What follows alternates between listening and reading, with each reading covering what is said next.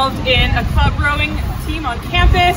I'm in a dance club on campus, in addition to being in a pre-law fraternity. Today's tour is going to be about 75 minutes. We'll start here and end on Hope Plaza, which is about a 10-minute walk away. I'll go through all the undergraduate colleges here at Cornell and also hopefully give you an insight into student life on campus. You've probably heard this if you've been on a tour before, but I will be walking backwards. So if I am going to bump into something, feel free to let me know, unless you want a bit of a comedy show. Also, today's tour is a bit larger today. So if you're in the back and can't hear me and would like me to repeat something, feel free to let me know. We'll also stop about halfway through the tour for questions.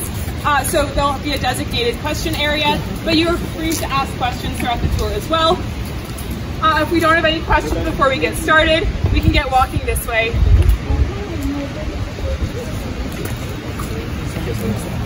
So Cornell University was founded in 1865 by Ezra Cornell and Andrew Dixon White. As you can tell, we do have a slight preference for one of our founders.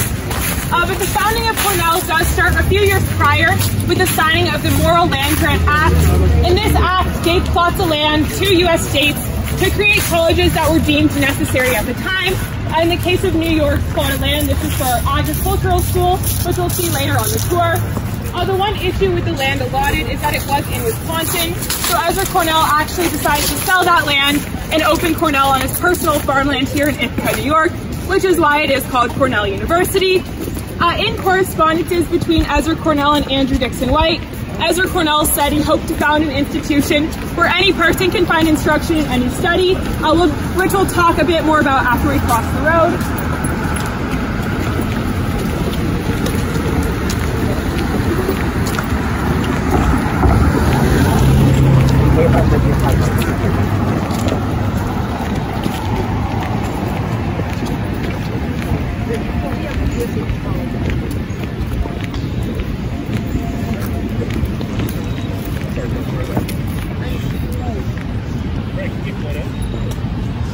As I mentioned, any person, any study is our motto at Cornell today.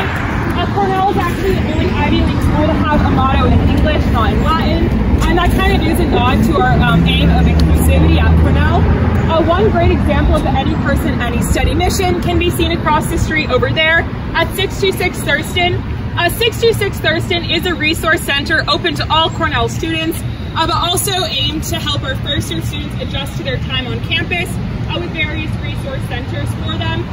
My first year on campus, during my first weeks, I would walk down from my dorm on North, and there would always be programming and events happening at 626 Thurston, like ice cream socials where you could meet new students, or writing postcard letters to home.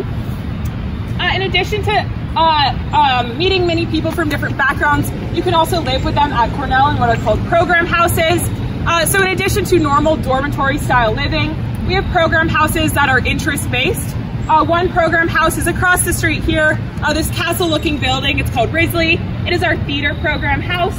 So if you had an interest in the performing arts, you could opt to live in Risley, where they have a theater, a dance studio, and other amenities for the performing arts.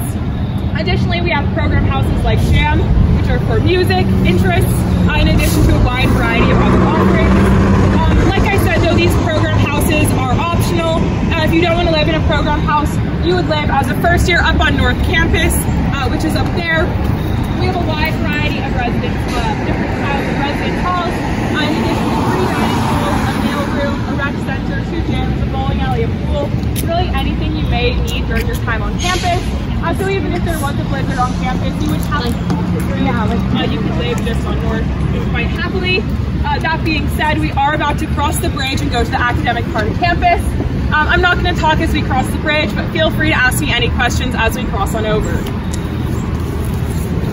Here, right, the College of Art, Architecture, and Urban Planning.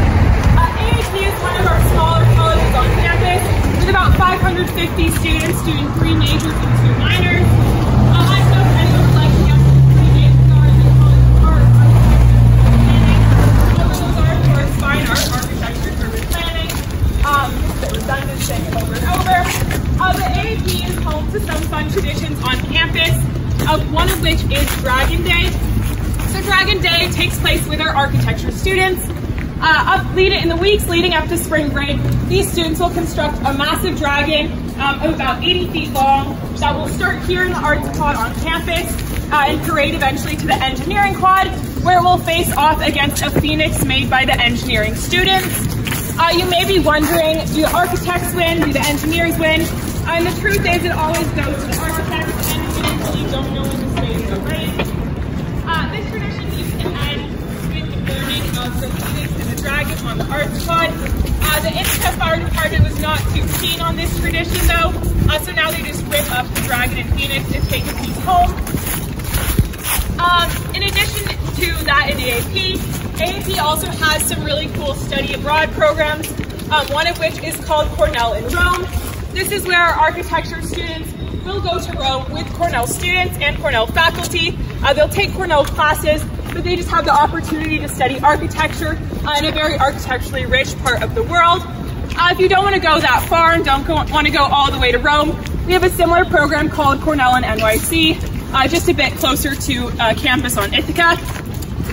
In AAP, our architecture program is 5 years long, and this might sound a little unusual, but this is pretty standard for a Bachelor of Architecture, just because the extra year allows architecture students to enter directly into the workforce without having to do extra apprenticeships, and it also helps them pass any exams they may need to pass to become an architect. This program was actually pioneered at Cornell and is now pretty common across other architecture programs in the US. If you are not an architecture student, you can still engage with architecture on campus.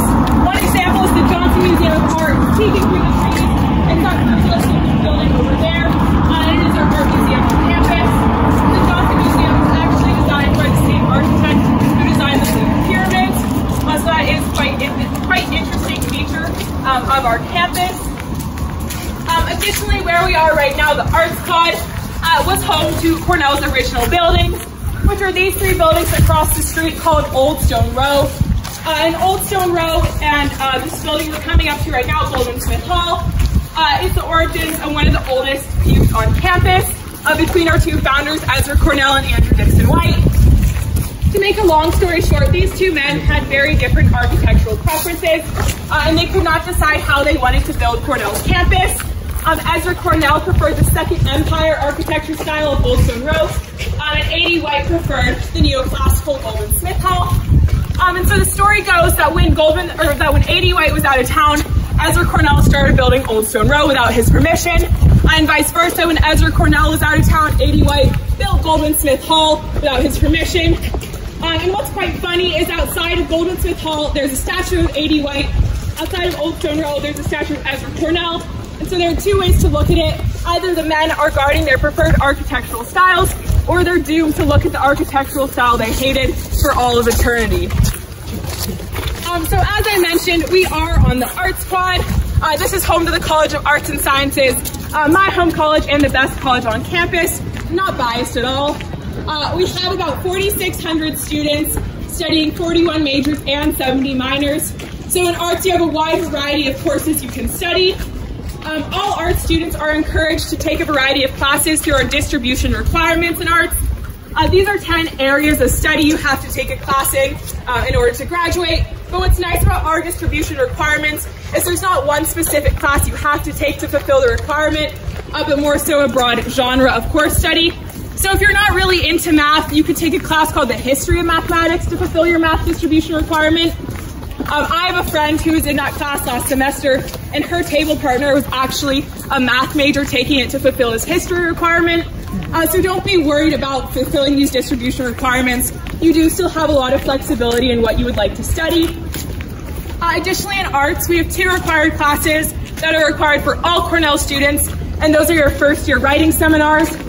These classes are very small. They're capped at about 17 people, and their aim is to help you upgrade your high school writing level to the college level, while also giving you an opportunity to meet professors in a really tight-knit community.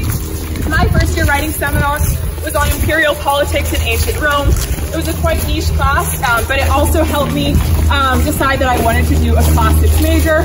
And that professor I had in my first year writing seminar is actually going to be writing some letters of rec for me for my study abroad.